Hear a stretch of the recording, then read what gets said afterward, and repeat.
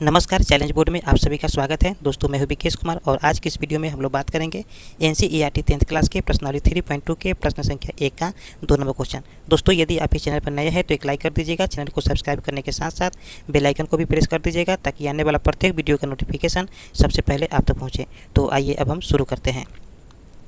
प्रश्नावली 3.2 है हिंदी मीडियम वालों के लिए, प्रश्न संख्या 1 का 2 नंबर क्वेश्चन। ठीक है, तो इस एक में कहा जा रहा है कि निम्न समस्याओं में रैखिक समीकरणों के युग्म बनाइए और उनके ग्राफीय विधि से हल ज्ञात कीजिए। ठीक है, इसी क्वेश्चन में 1 नंबर का ही दूसरा में दिया हुआ है कि 5 पेंसिल तथा 7 कलमों का मूल्य 50 रुपया है। ठीक है, जबकि 7 पेंसिल तथा 5 कलमों का मूल्य मतलब कुल मूल्य 46 रुपया है। तो एक पेंसिल का मूल्य तथा एक कलम का मूल्य ज्ञात कीजिए। ठीक है दोस्तों, इस क्वेश्चन में हमें 2 कंडीशन दिया गया। ठीक है, पहला कंडीशन ये है कि 5 पेंसिल तथा 7 कलम का मूल्य 50 रुपया ले रहा है। ठीक है, और दूसरा कंडीशन ये है कि 7 पेंसिल तथा 5 कलम का कुल मूल्य 46 रुपया है। ठीक है, तो हमें एक पेंसिल तथा एक कलम का मूल्य ज्ञात करना है। दोस्तों इन दोनों कंडीशन से हमें 2 समीकरण निकलेगा। ठीक है, फिर उसको हम ग्राफ के रूप में बदलेंगे। ठीक है, तो आइए इसको हम सोल्व करते हैं।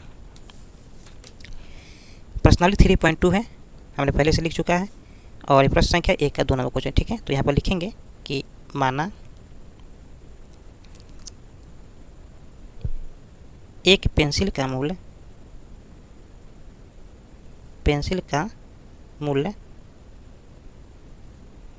100 रुपया। ठीक है,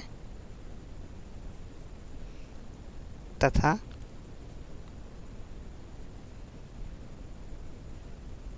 एक कलम का मूल्य बराबर 22 रुपया। ठीक है दोस्तों, अब हमने क्या किया है कि एक पेंसिल का मूल्य 100 रुपया मान लिया है और एक कलम का मूल्य 22 रुपया मान लिया। ठीक है, तो ये प्रथम शर्तानुसार लिखेंगे यहाँ पर, प्रथम शर्तानुसार। ठीक है, तो प्रथम शर्तानुसार से क्वेश्चन में कहा जा रहा है कि 5 पेंसिल तथा 7 कलम का मूल्य 50 रुपया है। तो 5 पेंसिल कहा जा रहा है। ठीक है, तो हमने एक पेंसिल का मूल्य 100 रुपया माना है, तो 5 पेंसिल का मूल्य कितना हो जाएगा, 5 गुने 100 हो जाएगा। ठीक है, और हमने एक कलम का मूल्य y रुपया माना है, तो यहाँ पर 7 कलम का मूल्य कहा जा रहा है, तो 7 गुने y हो गया। ठीक है, अब दोनों को जोड़ देंगे तो हमें कितना पैसा देना पड़ रहा है, 50 रुपया। ठीक है, अब इसको हम सोल्व कर लेते हैं। ठीक है, यानी कि 5 में गुना करेंगे 1 से तो 5x हो जाएगा, प्लस 7 में गुना करेंगे y से तो 7y हो जाएगा इक्वल टू 50। ये मेरा समीकरण 1 हो गया।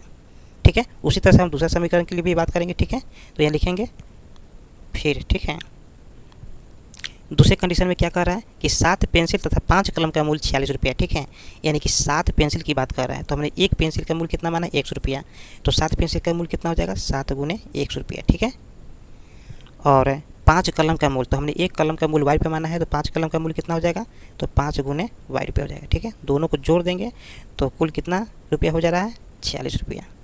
अब इसको हम सोल्व कर लेंगे। ठीक है, तो 7 में गुना करेंगे 1 से तो यहाँ पर हो जाएगा 7x, प्लस 5 में गुना करेंगे y से तो यहाँ हो जाएगा 5y इक्वल टू 46 रुपया हो जाएगा। ठीक है दोस्तों, अब हमें 2 समीकरण प्राप्त हो गया है। ठीक है, अब इन दोनों समीकरण से हम ग्राफ खींचेंगे। ठीक है, तो पहले हम क्या करते हैं, एक इसका पॉइंट निकाल लेते हैं। ठीक है, उसके बाद ग्राफ खींचेंगे। तो यहाँ पर लिखेंगे ग्राफीय विधि से। ठीक है,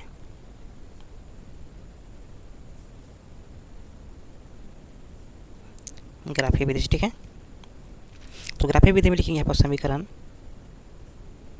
1 से। तो पहले हम समीकरण 1 को लिख लेते हैं। तो समीकरण 1 मेरा है 5x plus 7y equal to 50 दिया। ठीक है, अब दोस्तों क्या करेंगे, हम 7y को बराबर की साइड में हम लाएंगे। ठीक है, तो यहाँ पर हो जाएगा 5x बराबर 50 माइनस 7y। ठीक है, अब दोस्तों क्या करेंगे कि 5 और गुने 1 से तो हम 5 को इस साइड में लाएंगे, तो x बराबर क्या हो जाएगा कि 50 माइनस 7y बट्टा हो जाएगा 5। ठीक है, अब दोस्तों यहाँ पर हम y का वैल्यू रखेंगे। ठीक है, तो y बराबर कितना रखेंगे, 0। तो y बराबर जैसे 0 रखेंगे तो 7 में गुना करेंगे 0 से तो 0 हो जाएगा, तो इस साइड बच जाएगा सिर्फ 50 बट्टा 5 बच जाएगा, तो भाग देंगे तो क्या हो जाएगा, यानी कि x बराबर 5 से 50 कटेगा 10 बार में। ठीक है, अब दोस्तों क्या करेंगे, यहाँ पर फिर लिखेंगे कि y बराबर, ठीक है, y बराबर 5 रखने पर। ठीक है, अब जैसे ही y बराबर 5 रखेंगे तो यहाँ पर 5 हो जाएगा, तो 7 बचे 35। ठीक है, तो 50 में से 35 जाएगा तो कितना बचेगा, 50 में से 35 जाएगा तो कितना बचेगा, 15 बचेगा। तो 15 में हम 5 से डिवाइड करेंगे तो कितना हो जाएगा, 3, यानी कि x बराबर हो जाएगा 3। ठीक है, कि इसका हम मान सारणी बना लेते हैं। ठीक है, समीकरण 1 का ये मान सारणी है दोस्तों। ठीक है, फिर देखें इस मान सारणी में हम अब वैल्यू को भर देते हैं, यानी कि y बराबर 0 है तो x का मान कितना आया है 10 आया है। फिर y का मान है 5 है, तो x का मान आया है 3। ठीक है, ये समीकरण 1 मेरा है। तो इसको लिख लेते हैं 5x + 7y = 50। ठीक है, ये समीकरण मेरा 1 है। अब दोस्तों बात करेंगे समीकरण 2 से हमें पॉइंट निकालना है। ठीक है, तो यहाँ पर लिखेंगे कि समीकरण 2 से, ठीक है, तो समीकरण 2 मेरा कितना है, तो समीकरण 2 मेरा है 7x + 5y = 46। ये मेरा समीकरण 2 है। ठीक है, तो अब दोस्तों क्या करेंगे, इसको हम 5y को बराबर की साइड में भेजेंगे, तो 7x बराबर हो जाएगा 46 - 5y। ठीक है, और फिर दोनों का संबंध गुना से है, तो बराबर की साइड में तो क्या हो जाएगा, बराबर की साइड में आएगा तो भाग के रूप में हो जाएगा, यानी कि 46 - 5y / 7 हो जाएगा। ठीक है, अब दोस्तों क्या करेंगे हम यहाँ पर कि y बराबर कितना रखेंगे, y बराबर 5 रखने पर। ठीक है, 5 रखने पर। ठीक है, तो अब दोस्तों क्या करेंगे, यहाँ पर अगर हम 5 रखेंगे तो 5 × 5 हो जाएगा। ठीक है, क्योंकि y का स्थान पर हमको 5 रखना है, तो 5 × 5 तो 50 25 हो जाएगा।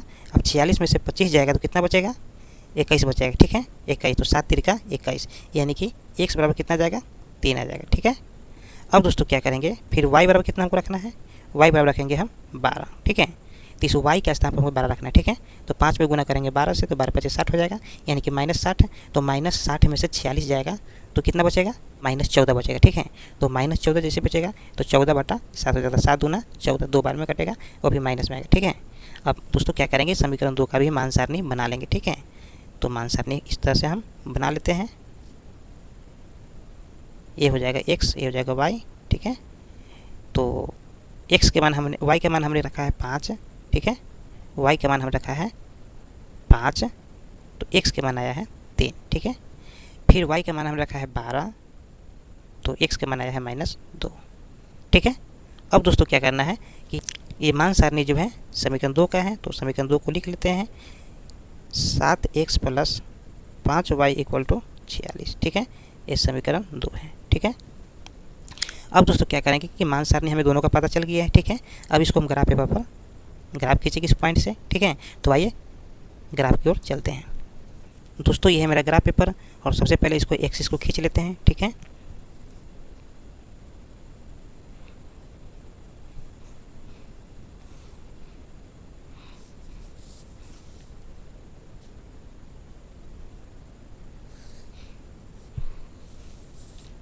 ये मेरा होता है y एक्सिस। ठीक है, और यहाँ पर हो जाएगा मेरा x एक्सिस। तो दोस्तों यहाँ पर हो जाएगा मेरा -x एक्सिस, और यहाँ पर हो जाएगा -y एक्सिस। ठीक है दोस्तों, अब ये मेरा है टेबल, मैंने पहले से ही इसको अलग से लिख रखा है ताकि हमें बार बार पेज उलटना ना पड़े।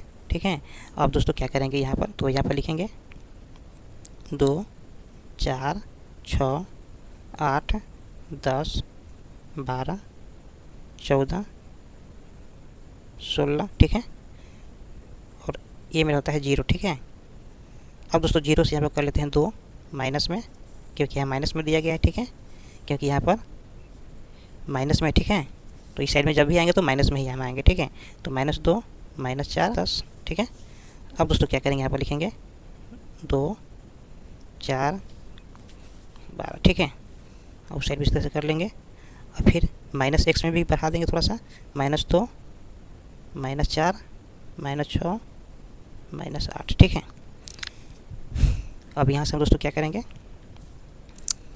इस पॉइंट को हम यहाँ मिलाएंगे। ठीक है, यानी कि x की वैल्यू कितना है 10 है, तो y की वैल्यू 0 है। x की वैल्यू 10 है तो y की वैल्यू कितना है 0 है। ठीक है, यहाँ पे एक पॉइंट दे दिए। ठीक है, फिर दोस्तों x की वैल्यू कितना है 3 है, तो y के 5 है, यानी कि x की वैल्यू कितना है 3 है, तो 2 और 4 के बीच में 3 होगा। ठीक है, तो x की वैल्यू 3 हो गया, और y की वैल्यू कितना है 5 है, यानी कि 4 और 6 के बीच में हो जाएगा 5। ठीक है, 5 यहाँ 3 और 5, यानी कि यहाँ पर।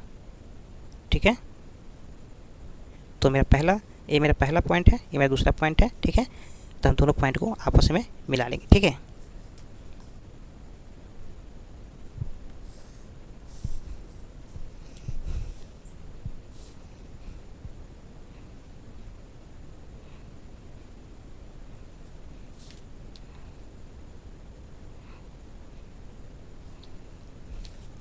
10,0 क्यों? क्योंकि पहले एक्स को वाई लिखते हैं ना, एक्स को वाई, तो पहले एक्स का वैल्यू कितना है 10 है, फिर वाई का वैल्यू कितना है 0 था, ठीक है। इसमें दोस्तों क्या हो जाएगा कि एक्स का वैल्यू कितना था मेरा, एक्स का वैल्यू था मेरा 3 और वाई का वैल्यू कितना था 5, ठीक है। तो 3,5 हो जाएगा। पहले एक्स के मान को हम लिखते हैं, ठीक है।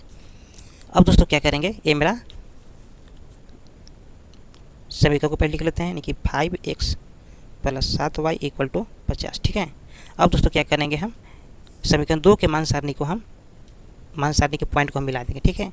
तो यानी कि x की वैल्यू कितना है 3 है, x की वैल्यू कितना है 3, तो y की वैल्यू है 5, x की वैल्यू मेरा है 3, तो y की वैल्यू कितना है 5। तो यहाँ पर एक पॉइंट मेरा यहाँ पर हो गया, ठीक है। और दूसरा पॉइंट में क्या होगा कि x की वैल्यू है -2, तो x की वैल्यू कितना गया -2, ठीक है। x की वैल्यू -2 हो गया, तो y की वैल्यू कितना है 12 है, y की वैल्यू कितना है 12 है, ठीक है। एक ये हो गया। तो मेरा पहला पॉइंट एक यहाँ था और दूसरा पॉइंट मेरा यहाँ पर है, तो इस दोनों रेखा को हम आपस में मिला लेंगे, ठीक है।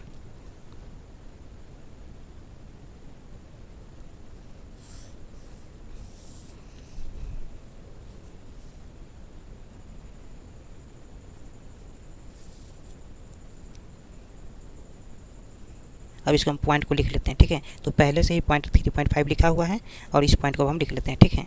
तो इस पॉइंट को मैं कितना लिखेंगे, पहले हम एक्सिस को लिखेंगे। तो सबसे पहले मेरा एक्सिस कितना है -2 है, -2, ठीक है। और वाई एक्सिस कितना है, तो वाई एक्सिस है मेरा 12, ठीक है। तो 12 लिख देंगे, ठीक है। अब इस लाइन को मिला ही दिए, ठीक है। तो इसमें कहा जा रहा है क्वेश्चन में कि एक पेंसिल का मूल तथा एक कलम का मूल ज्ञात कीजिए, ठीक है।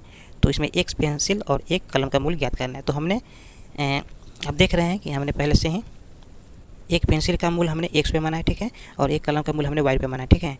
तो यहाँ पर देख लीजिए, जहाँ पर कटा है इसमें x का वैल्यू कितना है, x का वैल्यू है 2 और 4 के बीच में 3 है, ठीक है।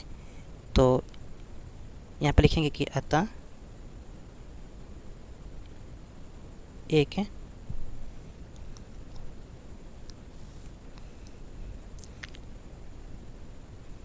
पेंसिल का मूल हमने x माना था और यहाँ पर काटा जो, तो यहाँ से x का वैल्यू कितना है 3 आ गया, ठीक है। तथा एक कलम का मूल बड़ा कितना है, y है, तो y कितना वैल्यू आया, तो y का वैल्यू आ गया 5, ठीक है, ठीक है। ये आपका फाइनल आंसर हो गया, ठीक है। दोस्तों मैं उम्मीद करता हूँ ये वीडियो आपको समझ में आ गया होगा। फिर मिलते हैं अगले वीडियो में, तब तक के लिए जय हिंद।